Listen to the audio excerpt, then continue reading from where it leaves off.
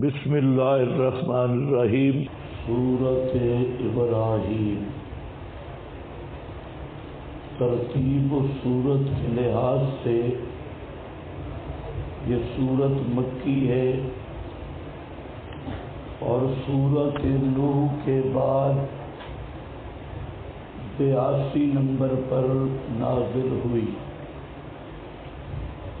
ربط سورۃ الرعد میں مسئلہ توحید کو دلائل عقلیہ نقلیہ اور وحی سے ثابت کیا۔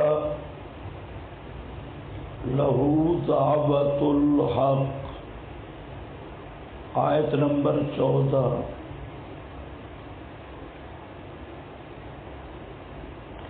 سورہ ابراہیم میں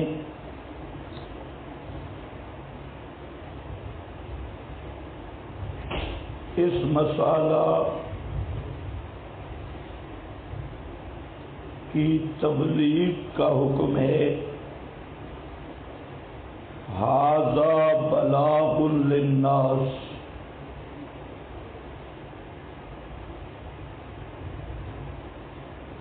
آیت نمبر 52۔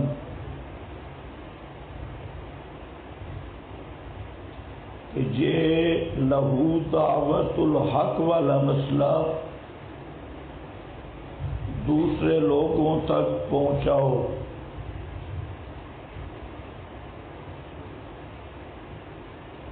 نمبر 2، سورۃ الرعد میں گزشتہ اقوام کی ہلاکت کا تذکرہ اجمالی تھا۔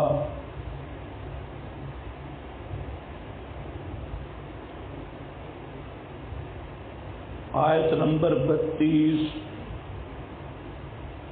اور سورہ ابراہیم میں اس کی تفصیل ہے۔ الم یأتکم نبأ الذین من قبلکم،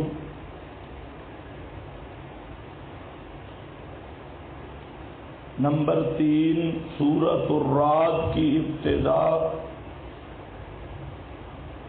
ترغیب الی القرآن سے تھی۔ سورہ ابراہیم کی ابتدا بھی ترغیب الی القرآن سے ہے۔ نمبر 4، سورۃ الرعد میں مومنین کے اوصاف کا تذکرہ تھا۔ الذین یوفون بعہد اللہ، آیت نمبر 20۔ اور سورہ ابراہیم میں ان کے لیے بشارت ہے، آیت نمبر 23۔ نمبر 5، سورۃ الرعد میں توحید اور شرک کی ایک مثال تھی۔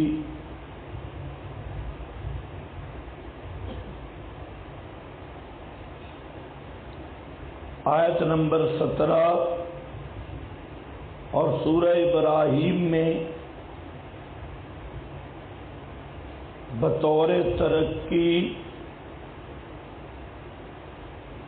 2 مثالیں مذکور ہوں گی، ایک توحید کی، دوسری شرک کی۔ آیت نمبر 25 اور 26۔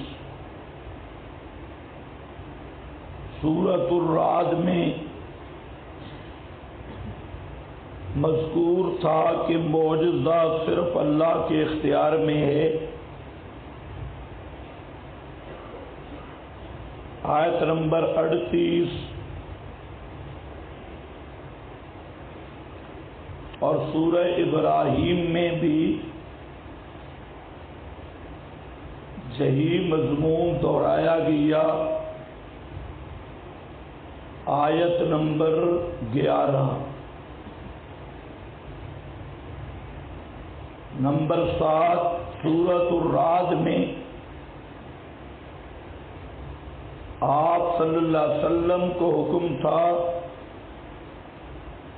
قل هو ربی لا الہ الا ہو علیہ توکلت، آیت نمبر 30، اور سورہ ابراہیم میں تمام مومنین کو حکم ہے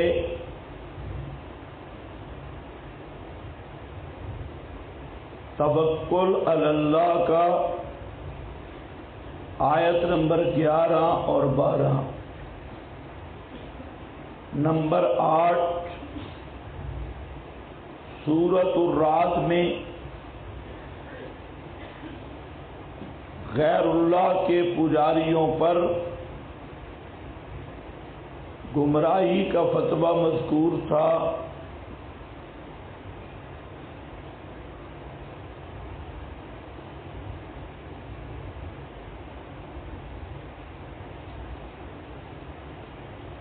اور کفر کا فتویٰ تھا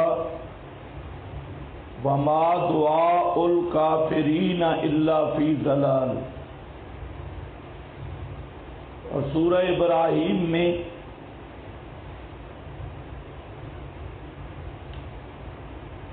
بھی اہل شرک پر کفر کا فتویٰ ہے ذالک هو الضلال البعید، آیت نمبر 18۔ نمبر 9 سورۃ الرعد میں جنتیوں پر فرشتوں کی طرف سے سلام کا ذکر تھا والملائکۃ یدخلون علیہم من کل باب، آیت 23 اور 24۔ اور سورہ ابراہیم میں جنتیوں کا آپس میں سلام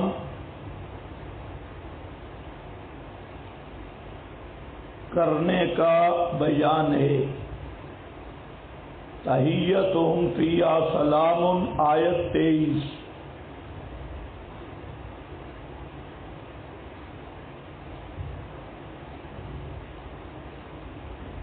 دعویٰ الترغیب فی التبلیغ والتذکیر بایام اللہ۔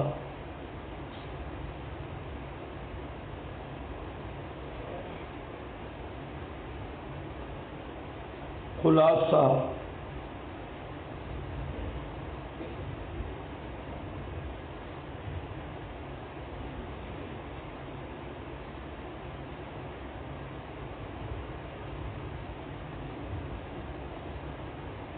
حضرت ابراہیم سے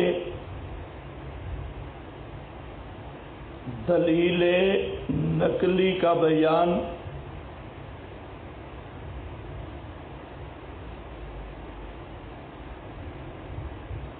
پہلی 8 آیات میں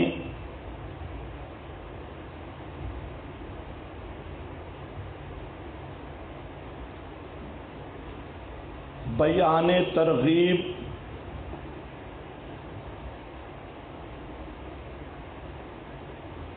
اس کے بعد 4 مرتبہ لفظ علم کا ذکر، پہلے علم کے بعد مشرکین کا انبیاء کے ساتھ جھگڑنا،